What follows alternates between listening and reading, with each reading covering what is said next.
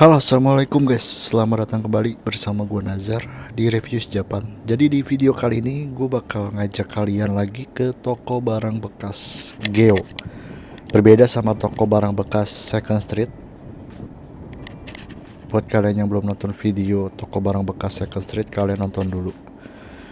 Bedanya apa antara Geo sama Second Street? Jadi kalau di Second Street itu barang-barang yang dijual itu lengkap ya guys. Ada handphone juga tapi nggak lengkap handphonenya. Nah, di Geo ini lengkap banget. Jadi Geo ini tuh menjual barang bekas kayak handphone, game. Game itu di sini kayak PS3 gitu, PS4, sama kaset-kasetnya juga dan juga buku-buku gitu. Jadi cuman 3 item itu doang yang gue tahu kalau di Geo ya.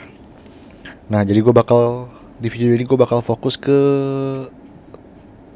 HP-HP second di Jepang gitu ya, yang ada di toko Geo ini. Jadi toko Geo ini kebetulan deket sama tempat tinggal gue. Ya, gue tipis-tipis lah ya, sekitar 20 menit.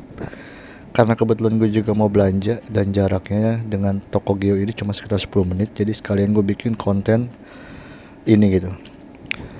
Nah, ngomong-ngomongin soal handphone bekas di Jepang, pasti kalian udah banyak yang tahu dong tentang HP-HP limbah yang dijual ke Indonesia ya. Nah, jadi buat kalian yang nggak tahu apa sih itu HP limbah, bang? Nah, jadi kalau HP limbah itu kenapa bisa dijual murah di Indonesia? Jadi di Jepang itu ada tiga yang gue tahu ya. Kita sebenarnya ada banyak provider internet di Jepang, cuma gue ambil yang tiga besar aja menurut gue. Itu yang pertama kan ada Docomo, ada SoftBank, dan juga ada EU. Nah, jadi tiga provider ini biasanya mereka ngeluarin paket bundling. Jadi di mana kita kayak berlangganan internet di mereka selama 2 tahun atau 4 tahun. Nah, jadi nanti HP itu bakal jadi milik kita gitu ketika sudah selesai masa penggunaan sesuai yang sudah disepakati gitu ya, 2 tahun atau 4 tahun gitu. Nah, setelah HP itu sudah jadi milik kita, kita jual misalkan gitu ya. Karena misalkan sudah 2 tahun kita pakai, terus tiba-tiba udah keluar model baru, kita mau jual, itu harganya turun drastis dibanding sama versi SIM free ya guys. Jadi kalau versi SIM free itu harganya juga mahal, lebih mahal, standar lah ya, internasional global. Contoh kita ngambil HP iPhone aja ya. Antara HP second iPhone SIM free sama provider itu beda lumayan jauh. Bedanya kenapa, Bang? Jadi kalau SIM free itu kan kita bisa pakai di semua negara ya. Mulai dari kartunya, misal kita beli Jepang SIM free, di Indonesia kita bisa pakai juga kartu Indonesia. Cuma kalau yang provider ini itu nggak bisa. Misalkan kita beli dari Docomo nih, HP second iPhone Docomo. Nah, ya udah, iPhone ini hanya bisa dipakai di satu kartu doang, Docomo. Tapi itu semua bisa di unlock. Apaan tuh, bang, unlock? Jadi bisa dibilang unlock ini adalah proses paksa ya untuk membuka jaringan yang sudah di lock, sudah dikunci sama providernya. Jadi kalau unlock ini berarti otomatis kita sudah menggugurkan garansinya guys, menggugurkan garansi yang sudah berlaku. Jadi ketika kita unlock HP ini, ya udah, garansinya bakal hilang gitu. Dan juga nanti biasanya ada beberapa fitur yang nggak bisa kita gunain. Kayak misalkan kita nggak bisa dapat update software gitu. Terus ada fitur-fitur yang nggak bisa digunain lah, kasar kiranya gitu. Makanya kenapa HP-HP kayak provider ini murah dan disebutnya limbah Jepang gitu. Makanya HP-nya secondnya itu di Indonesia bisa murah. Itu yang gue tahu ya. Mungkin kalau ada yang tahu lebih lengkap bisa komen di bawah.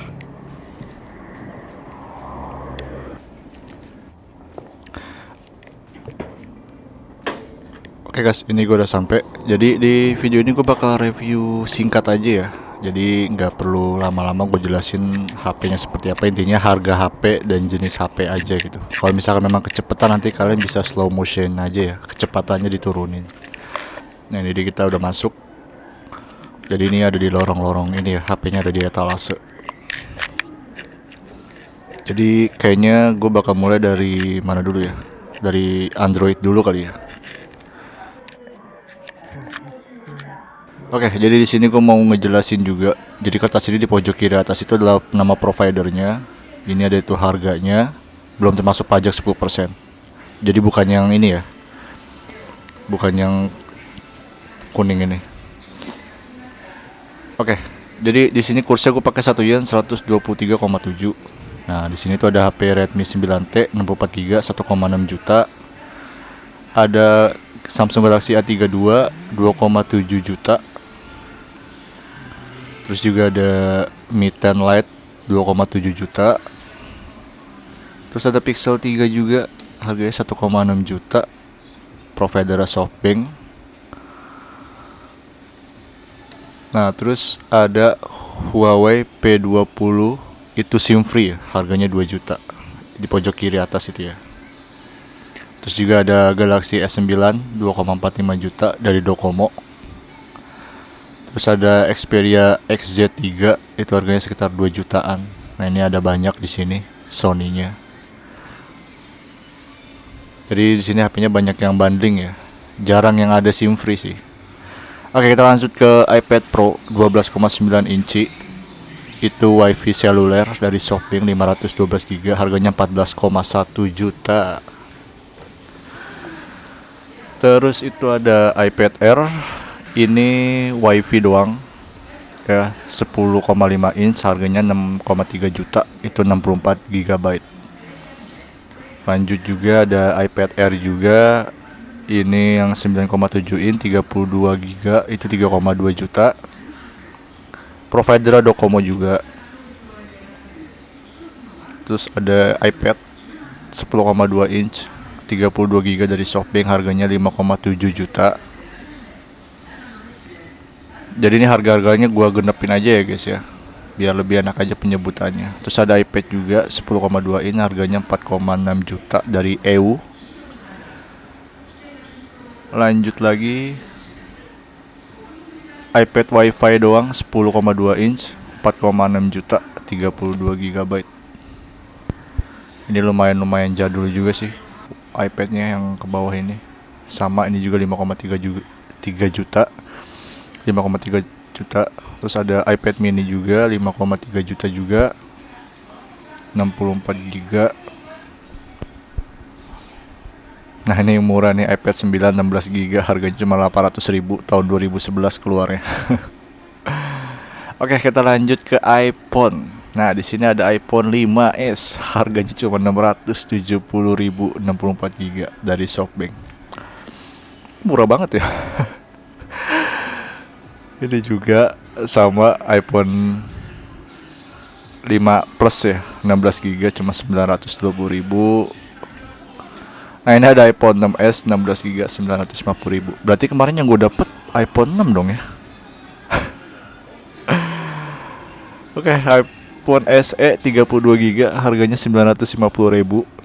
Yang pertama sih kayaknya sih. Oke, kita lanjut ke iPhone 7 SIM free 128 GB, itu 2,4 juta.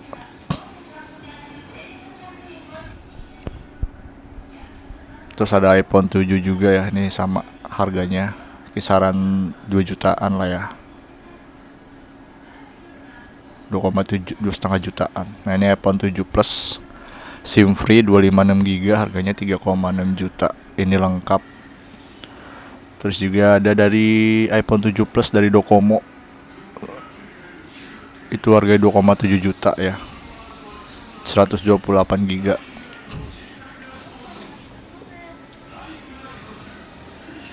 Oke, sekarang kita lanjut ke iPhone 8. Di sini iPhone 8 harganya 3 juta 256 GB, itu dari SoftBank ya, guys. Lanjut lagi, untuk yang versi 64 GB-nya itu 2,4 juta dari SoftBank juga. Nah, kalau untuk yang versi SIM free-nya yang 64 GB iPhone 8 itu 2,7 juta. Ya, beda-beda kan harganya. Beda, lebih mahalan yang SIM free dibanding yang bundling provider. Oke. Semua juga sama di sini, SIM free. SIM free harganya sekitar 2,5 jutaan lah ya. rata-rata di sini. Ini hampir banyak tuh SIM free dibanding kalau untuk yang iPhone 8 ya.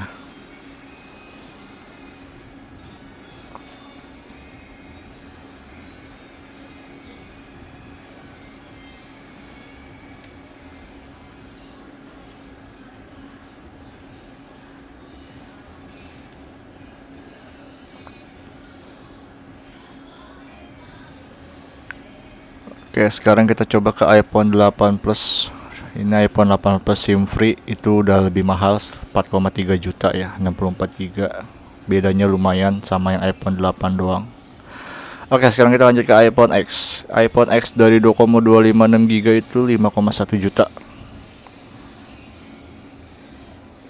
Sudah mulai, ya kita mulai dari yang rendah ke harga yang tinggi. Nah, untuk dari Docomo sama 4,4 juta, 64 GB.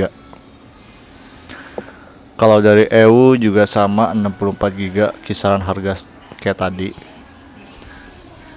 Nah, sekarang kita lanjut ke iPhone XS. Ini iPhone XS 256 itu 5 juta. 10X ya. Dari SoftBank. Kalau iPhone XS Max itu 7,1 juta, 256 GB SIM free. Nah, di sini ada sama harganya 6 juta dari EU itu 256. Oke, sekarang kita iPhone 11 itu harganya 6,5 juta dari SoftBank 64 GB. Kalau dari Docomo juga sama, kisaran lebih mahal sedikit tadi ya harganya. Mungkin dari segi kualitasnya mungkin kali ya, atau perbedaan dari aksesorisnya. Oke, dari iPhone 11 Pro itu yang 64 GB 8,5 juta, providernya dari EU.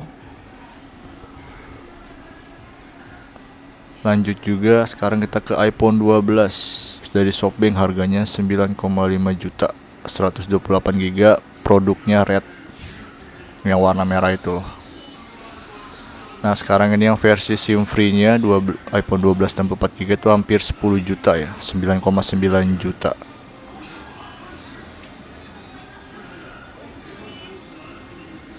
Dan sekarang itu kita ke iPhone 12 Pro Max 128 GB, harganya 14,8 juta. Wow. Masih mahal ya. Oke, sekarang kita lanjut ke Apple Watch. Apple Watch 7 itu harganya 6,7 juta untuk yang 45 mili ya. Milimeter ya, mili ya. Terus sama Apple Watch 5 harganya hampir 5 juta, 44 mili. Oke, jadi tadi itu nggak ada iPhone 13 ya, karena emang belum ada, gue tanya. Nah, jadi di review singkat ini kenapa gue bikin, jadi buat kalian yang pengen ke Jepang misalkan gitu ya, ada niat ingin beli ingin beli handphone, misalkan HP kalian di Indonesia ya kentang lah ya, terus pengen beli handphone di Jepang, mending saran gue beli di Jepang aja. Nah, belinya yang versi apa bang? Tergantung nih, kalau tujuannya hanya untuk di pemakaian Jepang, jadi gue saranin sih mendingan pakai yang provider gitu. Cuma kalau ada niatan ingin dibawa pulang ke Indonesia, itu gue saranin pakainya yang SIM free. Tapi sekarang ada aturan di Jepang terkait masalah bea cukai. Dulu di tahun 2018 ya, pas gue balik itu baru diberlakukan ya, diberlakukannya itu masalah 2019 ya, terkait masalah IMEI. Jadi sekarang itu ketika kita pulang bawa handphone yang melebihi $500, itu kita bakal kena pajak ya, kena pajak cukai. Temen gue aja tuh bawa iPhone 13 pas kemarin pulang itu dia kena pajak sekitar 3 jutaan lah. Intinya beda-beda, gue juga gak ngerti gimana cara perhitungannya. Intinya kalau kalian bawa handphone dari Jepang ke Indonesia itu, walaupun pemakaian pribadi, itu kalian bakal kena pajak ya. Karena apa? Karena itu adalah barang mewah termasuknya ya. Terus juga terkait masalah handphone lebih dari satu juga bakal lebih mahal juga. Misal kalian beli iPhone 2, misalkan kedua handphonenya ya, itu bakal kena juga pajaknya. Jadi Setahu gue sekarang emang apa-apa sekarang kena pajak ya pas kita pulang ke Indonesia. Jadi buat kalian yang pengen ke Jepang, ya tadi gue saranin kalian pikir-pikir dulu kalau untuk beli handphone, kecuali kalian beli pakainya di Jepang doang, nanti pas mau pulang kalian jual lagi dan belinya di Indonesia misalkan gitu ya. Tapi ya itu semua balik lagi ke kalian. Jadi intinya sih mau kalian beli yang versi bundling lebih murah atau versi SIM free agak mahalan nggak masalah sebenarnya. Yang penting barang-barang yang dijual di Jepang ini rata-rata barangnya bagus, bakal dikasih tahu. Misalkan contohnya kayak kerusakannya apa misalkan, atau ada lecet gitu atau ada retak, itu bakal dikasih tahu di deskripsi harganya gitu. Jadi ada kategori rank-ranknya lah ya, rank A gitu, rank B, rank C gitu. Dan harganya pun juga sesuai dengan ranknya tadi gitu. Ya mungkin gitu aja kali ya videonya ya. Kalau misalkan emang tadi kecepatan videonya ya kalian bisa slow mo aja, karena ya videonya gue bikin secara singkat aja gitu. Oke, thanks for watching. Jangan lupa untuk di like, share, dan subscribe. Arigatou gozaimashita. Wassalamualaikum warahmatullahi wabarakatuh.